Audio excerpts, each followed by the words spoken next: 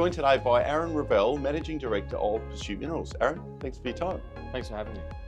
Argentina lithium brine, a developing project moving through pilot stage and moving towards PFS. Why is this project so exciting? Excellent question. We're on the cusp of a lithium recovery where we're starting to see prices having now plateaued at the bottom. However, the demand profile is still there and still significant, especially in the electric vehicle space.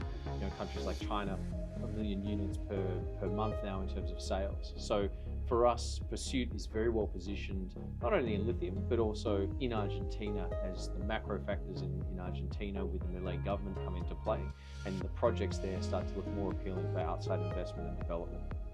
And where to from here for this project? As I said, pilot plant has been operating, PFS underway. What are the milestones investors should be focused on? So if you go back for the past 6 months, we've announced a JORC resource upgrade to over 1 million tonnes, 1.1 million tonnes at 550 NGL Li.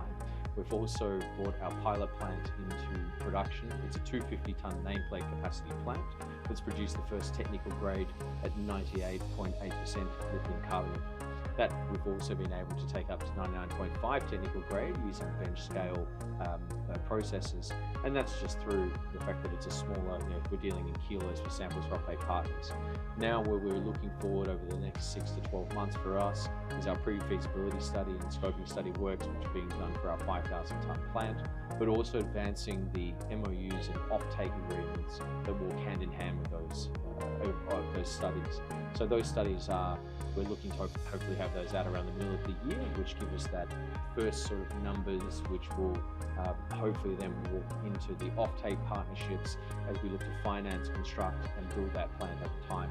We'll also be doing some evaporation test ponds up at site as well, which allow us to do batch processing in larger quantities, larger volumes from evaporated brine, which is then trucked down to salt where the plant is, technically de-risking the process and giving us further production stability and confidence with offtake partners as we progress those pathways.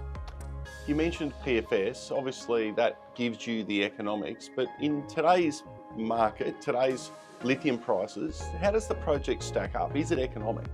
Absolutely. We're seeing Argentina now with a base rate of around $6,500 US per tonne on a sale price that's fluctuating between 9 to 10,000 US per tonne. So Argentina is heavily in that lower cost quartile, and we're seeing reinforcement of that. Rio Tinto's acquisition of Arcadium Lithium for nearly $10 billion there.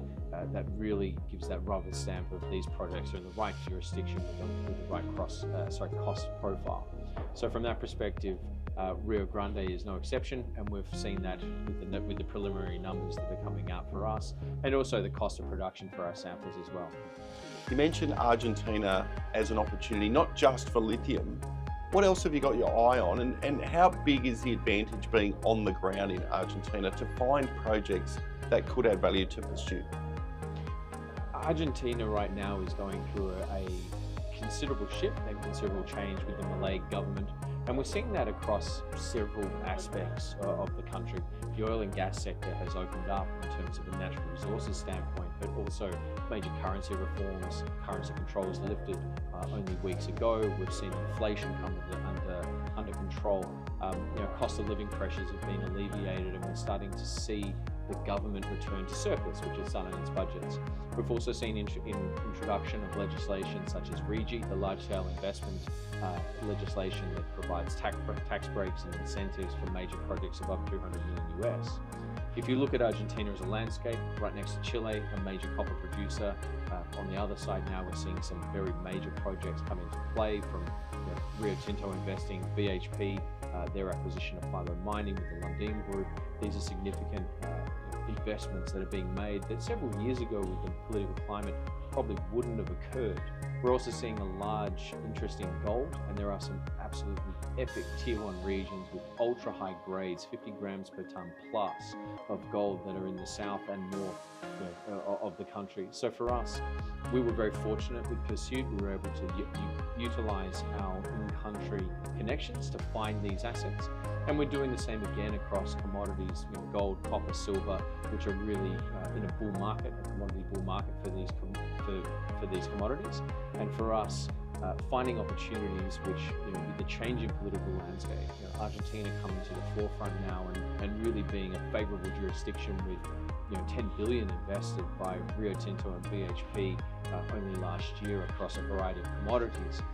Something that wouldn't have arguably happened 5, 6, 7 years ago. For us, looking at those opportunities and how we can leverage and really become an Argentinian-focused developer in some very favourable commodities that are, with gold above 3,000 an ounce and copper continuing to tighten its supply. Exciting times ahead for Pursuit and its shareholders. Aaron, thanks for your time. Thanks for having me.